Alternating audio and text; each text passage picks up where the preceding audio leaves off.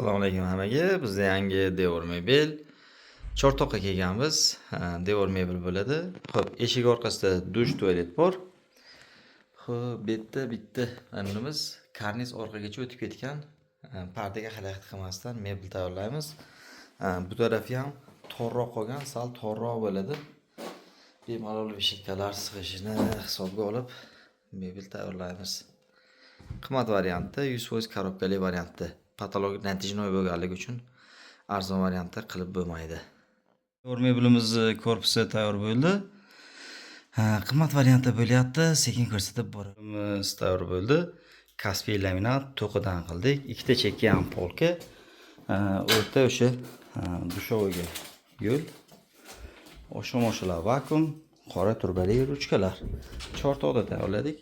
Kulchotili simini tashqariga teshib qo'ydik.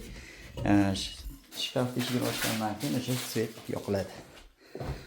Xo'p, patolog, natijnoy patolog shunaqa yechim bo'ldi. Orqada ham pardani o'sha havuz qilib tashab ketilgan, unga ham shunday yechim bo'ldi.